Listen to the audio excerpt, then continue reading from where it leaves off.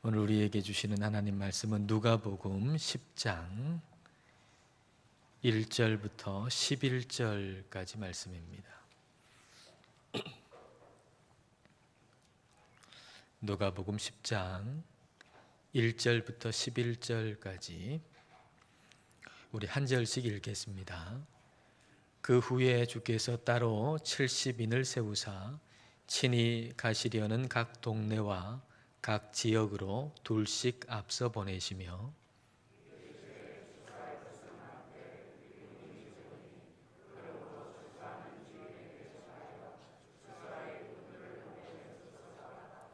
갈지어다 내가 너희를 보냄이 어린 양을 이리 가운데로 보냄과 같도다.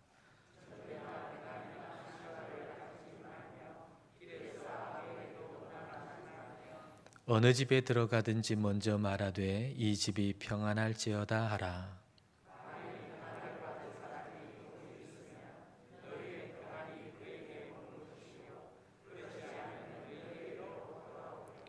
그 집에 유하며 주는 것을 먹고 마시라. 일꾼이 그 삭슬 받는 것이 마땅하니라. 이 집에서 저 집으로 옮기지 말라.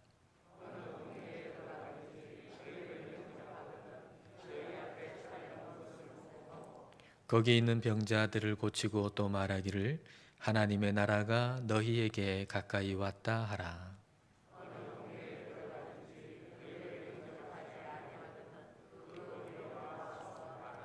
함께 읽겠습니다.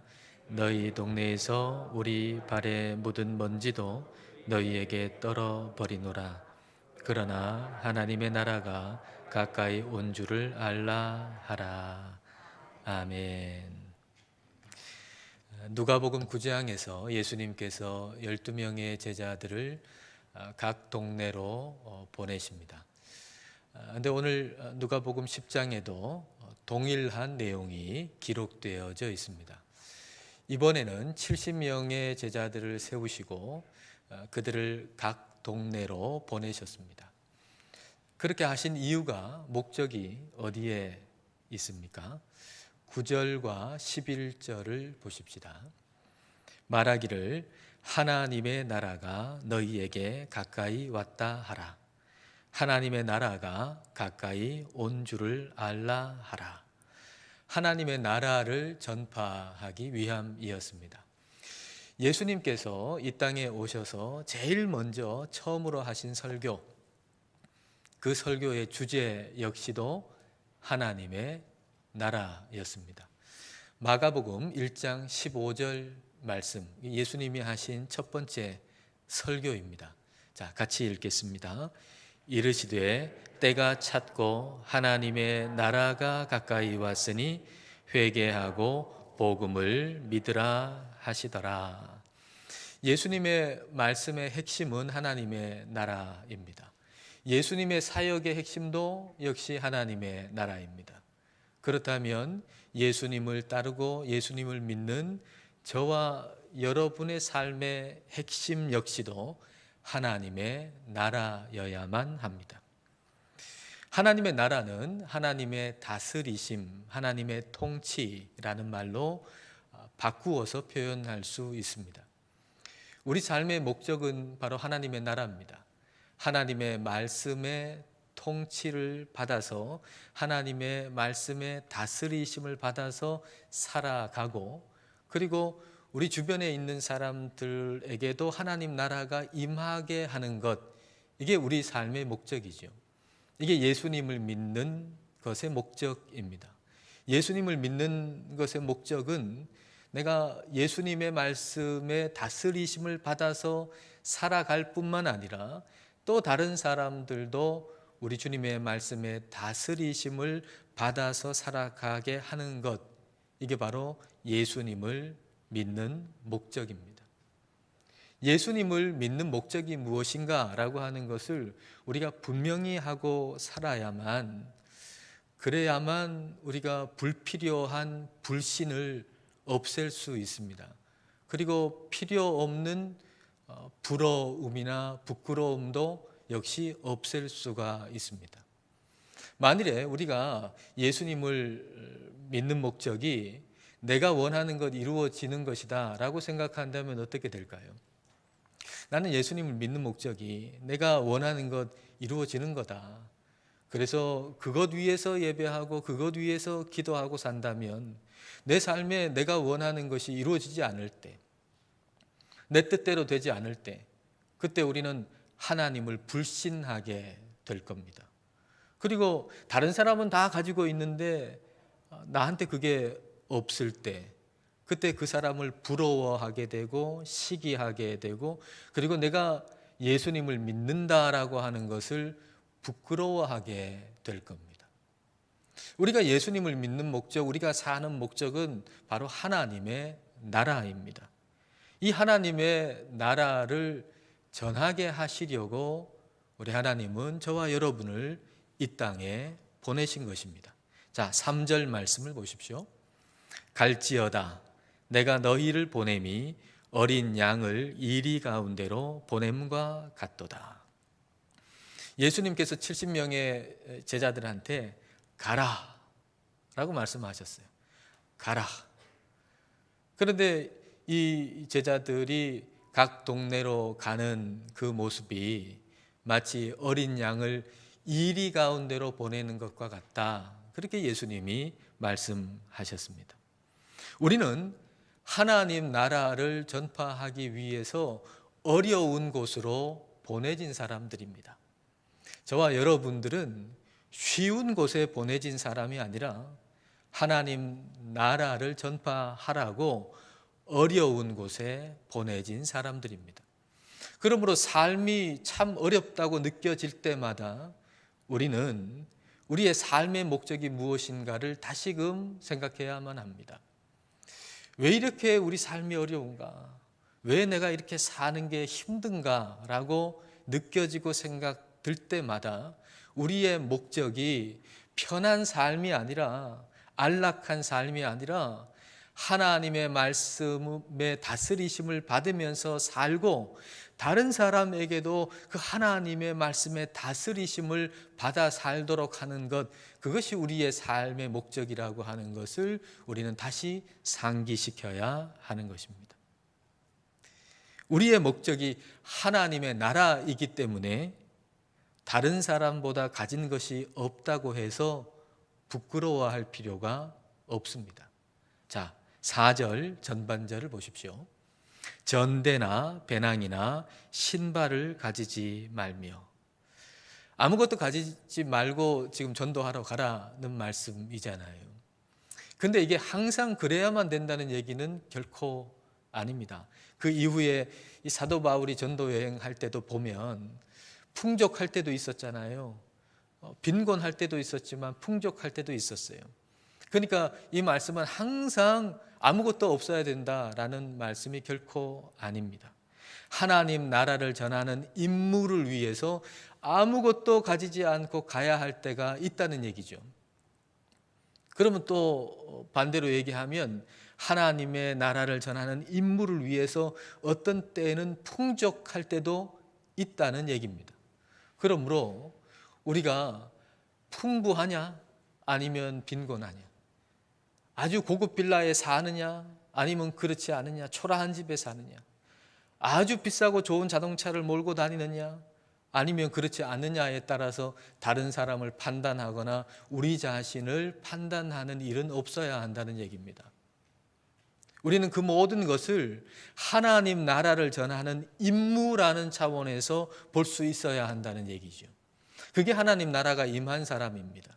하나님 나라가 내게 임하면 그 모든 것을, 우리가 눈에 보이는 어떤 형편들을 하나님 나라를 전하는 사명이라는 관점에서 볼 수 있게 되는 겁니다.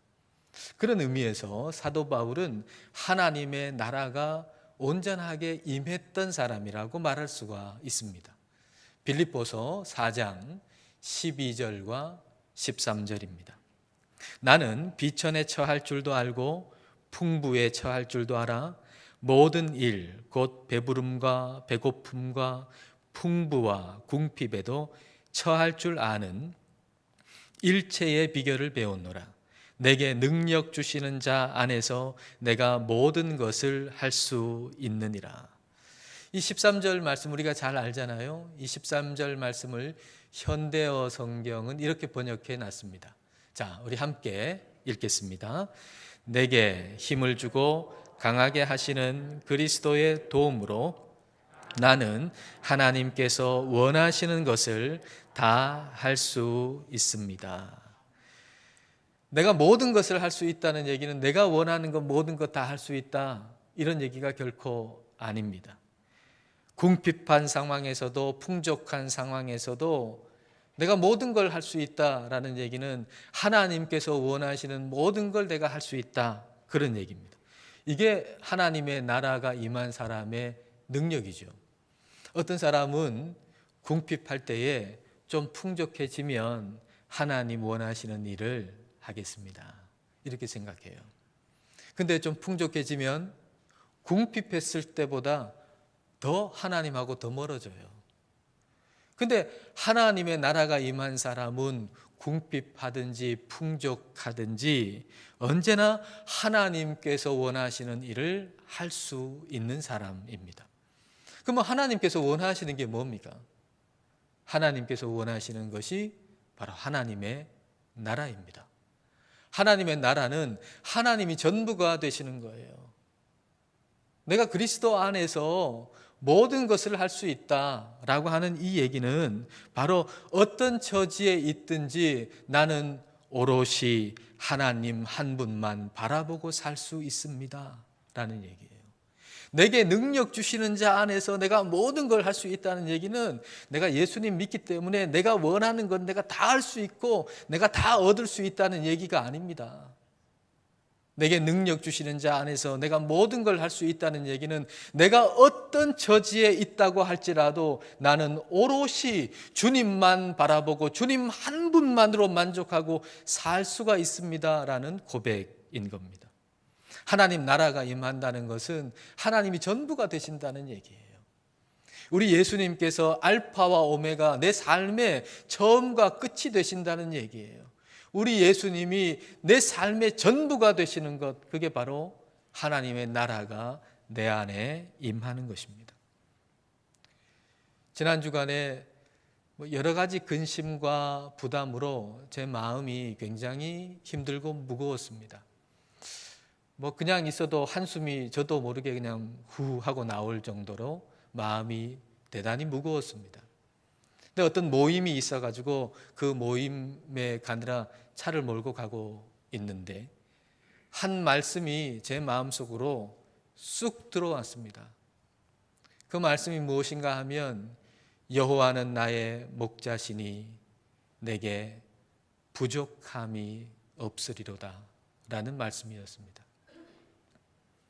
그 말씀이 난데없이 제 마음속으로 쑥 들어왔는데 그 순간에 하나님의 나라가 제 마음속에 임했습니다. 그 좁은 차 안에 하나님의 나라가 임했습니다. 그래서 저를 짓누르고 있던 근심과 염려, 부담이 어느 순간 사라져버리고 제 안에 감사하는 마음, 감사의 눈물이 제 안에 있게 됐습니다. 여호와는 나의 목자시니 내게 부족함이 없으리로다. 여러분, 이 말씀이 하나님의 나라를 잘 보여주는, 설명해주는 구절이라고 생각이 듭니다. 하나님의 다스리심은 마치 그 양을 다스리는 목자의 다스림과 같습니다. 그 목자가 양이 필요한 것 다 알잖아요. 그런 것처럼 우리 하나님은 우리가 필요한 것 다 아세요. 우리가 필요한 것 다 가지고 계세요. 그분이 나의 목자시고 그분이 나의 왕이시고 그분이 자기의 독생자까지도 아낌없이 우리에게 내어주실 만큼 우리를 사랑한다면 우리에게 부족한 것이 무엇이 있겠습니까? 하나님이 전부가 되시면 내게 부족함이 없습니다. 하나님의 나라가 내게 임하면 그러면 내게 부족한 것이 없습니다. 하나님의 나라가 내게 임하면 내 안에 있던 모든 어둠과 두려움과 죽음의 공포가 삽시간에 다 사라지는 것입니다. 그런데 그 어둠과 근심과 두려움으로 인해서 지금 파멸의 길로 지금 달리고 있는 사람들이 있어요. 그 사람들에게 하나님 나라가 임하면, 하나님 나라가 무엇인지를 알면 그 모든 것을 이길 수 있을 텐데, 근데 하나님 나라를 모르는 거예요. 그래서 우리가 사람들에게 하나님 나라를 전하는 것은 매우 긴급한 일인 것입니다. 자, 4절 하반절 말씀입니다. 길에서 아무에게도 무난하지 말며. 이것이 무슨 의미입니까? 길에서 아무에게도 무난하지 말라는 것은 무슨 의미입니까? 하나님 나라의 긴급성을 얘기하고 있는 겁니다. 지금 하나님 나라를 전하기 위해서 가는 거예요. 아주 긴급한 걸 전하려고 가는데 뭐 여기서 이 사람한테 인사하고 저 사람한테 인사하고 여기서 커피 한 잔 마시고 뭐 그러면 어떻게 되겠습니까? 긴급한 일이라고 하는 건 이런 모든 걸 다 생략하고 가야 되잖아요. 그러니까 하나님 나라를 전하는 것의 긴급함이 어떤 것인가라고 하는 걸 표현해 주는, 말씀해 주시는 구절이 4절 하반절인 겁니다. 하나님 나라를 전하는 건 긴급한 일입니다. 이게 저와 여러분 마음속에 삶의 하나의 규정으로 자리 잡고 있어야 됩니다. 하나님 나라는 사람들이 들어야 하는 긴급 뉴스다 라고 하는 것이 저와 여러분 마음속에 하나의 규정으로 자리 잡고 있어야만, 그래야만 하나님 나라를 전하는 삶을 우리는 살아갈 수가 있는 것입니다. 유튜브 설교 방송의 메신저 뉴스, 여러분 한번 다 들어보셨죠? 메신저 뉴스를 이제 시작하기 전에, 이 유튜브 방송 시작하기 전에 이것을 계획하시고 준비하셨던 분들을 미리 만나봤습니다. 율촌이라고 하는 법무법인이 있는데요. 그 율촌의 대표가 되시는 분이 장로님이세요. 이 장로님과 여러분들이 이걸 준비하고 계획을 하셨어요. 그래서 이 장로님 만나 뵙고 또 함께 일하시는 분들 만나 뵀는데, 그 일하시는 분들 중에 이제 실무를 맡은 분 중에 한 분이 이동우라고 하는 분이에요. 이동우 집사님이신데, 이분은 청와대에서도 일을 하셨고, 그리고 언론계통에서도 일을 하신 분이세요. 근데 이분이 이런 얘기를 하시더라고요.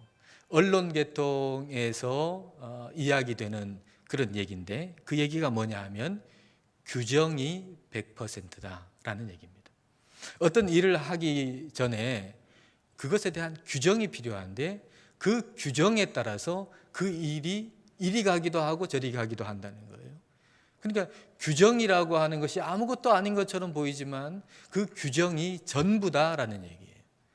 그래서 이 메신저 뉴스라고 하는 유튜브 설교 방송을 이제 준비하기 전에 하나의 규정을 만들었는데, 그 규정이 뭔가 하면 바로 말씀은 긴급 뉴스다라는 거예요. 이분이 설교를 들으면서 이 설교 방송을 내보내는 이 방송을 만들면서 만든 이 규정이 말씀이 긴급 뉴스다라는 얘기입니다. 오늘 선포된 설교 말씀은 오늘 우리에게 주시는 긴급 뉴스라는 거예요. 그냥 들어도 되고 안 들어도 되는 것이 아니라, 듣고 지나칠 수 있는 것이 아니라, 오늘 우리에게, 이 한 주간 우리에게 주시는 긴급 뉴스라는 것입니다. 여러분, 성경 말씀은 우리에게 주시는 긴급 뉴스예요. 긴급 뉴스. 근심된 일이 많고 걱정되는 일이 많고 마음이 어두워질 때에, 그때 여호와는 나의 목자시니 내게 부족함이 없으리로다 라고 하는 말씀이 제 안에 긴급 뉴스로 주어졌어요. 차를 타고 가고 있는 그 순간에 긴급 뉴스로 그 말씀이 주어지는 순간, 그 뉴스로 말미암아서 제 마음의 생각이 바뀌고 마음의 분위기가 바뀌고 느낌이 바뀌고 모든 것이 바뀌어 버린 겁니다. 우리에게 말씀이라고 하는 긴급 뉴스가 필요한 거예요. 지금 여러분의 심령에 긴급 뉴스가 필요한 거예요. 여러분의 마음을 바꿀, 여러분의 생각을 바꿀, 여러분의 인생을 바꿀 긴급 뉴스가 필요한 거죠. 그래서 여러분 지금 이 시간 이 자리에 여기 있는 것입니다. 그렇듯이 우리 주위에는 이 긴급 뉴스가 지금 당장 필요한 사람들이 있어요. 죽을 사람들이 살고 깨어질 가정이 살아나게 되는, 회복되게 되는 그런 긴급 뉴스가 있다고요. 하나님 나라의 긴급 뉴스가. 그것을 들어야 하는 사람들이 여러분 주위에 있는 것입니다. 하나님의 나라는 사람들이 지금 들어야 할 긴급 뉴스입니다.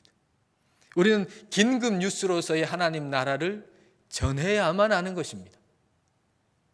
그럴 때 우리가 하나님의 나라를 전할 때 그때 성령님께서는 그 사람에게 역사하시는 것입니다.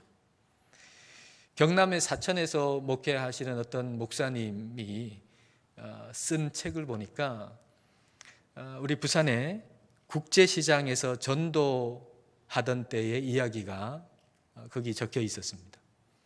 국제시장에서 이제 이분이 전도를 하시는데 이제 길을 가던 어떤 사람이 전도하는 꼴도 보기 싫고 그리고 전도하는 그 소리도 듣기 싫어가지고 이제 손가락으로 자기 귀를 꽉 막고 거기를 빨리 지나간 거예요. 그리고 멀리 지나가가지고는 이제 이 소리 안 들리겠지 하고 손을 딱 뺐는데 그 순간에 하나님은 당신을 사랑하시고 예수님을 믿어야 구원받습니다 라고 하는 말이 귀를 때릴 정도로 아주 강하게 들리더래요. 그래서 아니 어느 정도 떨어져 있나 보니까 좋게 한 60m, 70m 저쪽에 떨어져 있는 거예요. 그리고 차는 왔다 갔다 하죠. 그리고 무슨 마이크를 잡고 있는 것도 아니고 뭐 큰 소리로 얘기하는 것도 아닌데 그렇게 멀리 떨어져 있는데 게다가 모퉁이까지 돌았는데 근데 그 소리가 하나님이 당신을 사랑하시고 예수님을 믿어야 구원받는다라고 하는 그 소리가 귀를 때릴 정도로 크게 들리니까 마음속에 두려움이 생긴 거예요. 그래서 자기가 아는 예수님 믿는 친구한테 전화를 해가지고 내가 이런 일을 겪었다라고 하니까 이제 그 친구가 하는 얘기가 하나님이 너를 사랑하셔서 너를 찾고 계시다. 그렇게 얘기를 해주더래요. 그래서 이제 그때부터 예수님을 믿게 됐다는 겁니다. 근데 신기하게도 그 예수님 믿는 친구, 이 사람의 전화를 받은 예수님 믿는 이 친구가 전도한 목사님하고 또 아는 사이였던가 봐요. 그래서 이 얘기를 해준 것입니다. 만약 그걸 몰랐다면 이 목사님은 전도하고 나서도 전도의 열매가 없다고 생각했겠지요.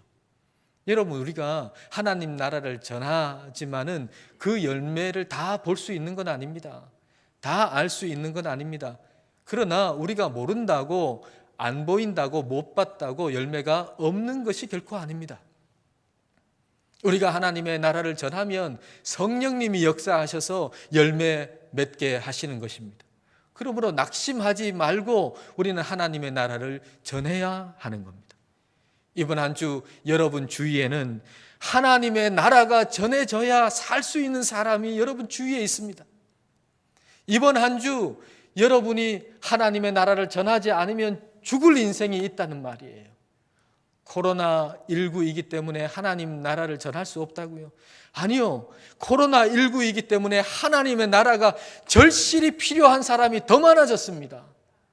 마음속에 어둠이 깔리고 두려움이 생기고 내일을 어떻게 살까? 지금 당장을 어떻게 살까? 죽어버릴까? 라고 생각하는 사람이 여러분 주위에 더 많아졌다고요. 여러분을 통해서 하나님 나라가 전해져야만 하는 것입니다. 여러분을 통해서 하나님 나라가 전해질 때 그 마음속에 어두움과 두려움과 죽음의 공포가 사라지고 살 사람이 여러분 주위에 있다는 얘기입니다. 지금 대림절 기간입니다. 주님 오심을 우리가 기뻐하고 다시 오실 주님을 기다리는 대림절 기간입니다. 그런데 이 대림절 기간 우리가 주님 오심을 뭐로 기뻐하고 주님 다시 오심을 뭐로 기다린다는 얘기입니까? 하나님 나라를 전함으로 우리는 주님 오심을 기뻐하고 주님의 다시 오심을 기다리는 것입니다. 하나님의 나라를 전하면서 주님을 기다리는 것, 이것이 대림절을 보내는 저와 여러분의 마땅한 자세일 것입니다. 저는 먼저 하나님의 나라가 여러분 안에 임하기를 원합니다. 하나님의 나라가 여러분이 지금 풍족하든지 아니면 궁핍하든지 어떤 상황에 있든지 오롯이 주님만 바라보고 주님이 전부가 되시는 하나님의 나라가 여러분 안에 임하기를 원합니다. 그래서 여러분 안에 있는 모든 어둠과 죽음의 공포와 모든 두려움들이 다 사라지게 되기를 원합니다. 그리고 여러분 주위에는 하나님의 나라가 필요한 사람이 있다는 것을 깨닫고 아시고 여러분을 통해서 하나님의 나라가 전해져서 살 인생이 있다는 것을 여러분 깨달으시고 이 한 주간 하나님의 나라를, 여러분 안에 임한 하나님의 나라를 증거하면서 살아가시는 복된 한 주간 되시기를 주님의 이름으로 축복합니다. 기도하시겠습니다.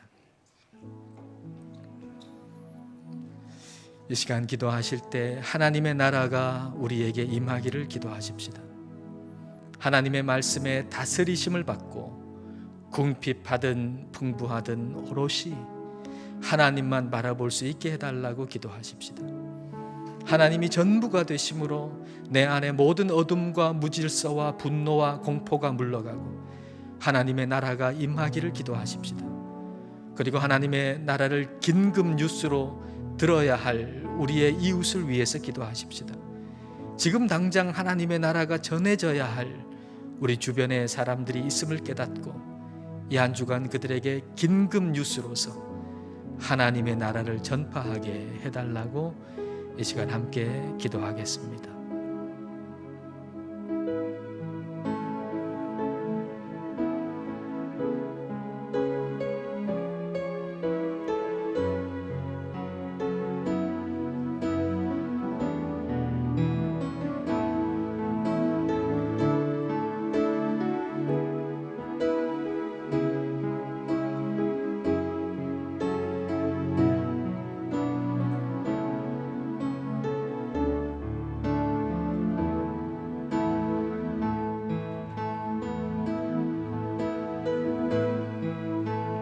우리를 사랑하시는 하나님 아버지, 우리를 이 땅에 보내신 목적이 하나님의 나라임을 깨닫게 하셔서 감사드립니다. 하나님의 말씀에 다스리심을 받고 살 뿐만 아니라 다른 이들도 하나님의 말씀으로 다스리심을 받게 하는 것이 우리의 삶의 목적임을 알게 하시니 감사드립니다. 그리하여 편하고 안락한 삶을 부러워하지 않고 많은 것을 가지고 있지 않은 것을 부끄러워하지 않고 오롯이 하나님을 바라볼 수 있게 하셔서 감사드립니다.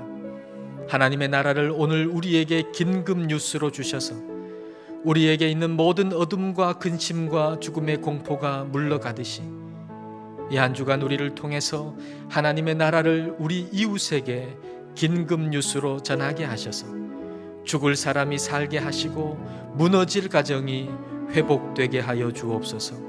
하나님의 나라를 전파하면서 주님을 기다리는 복된 대림절 기간을 보내게 하여 주옵소서. 예수님 이름으로 기도드립니다. 아멘.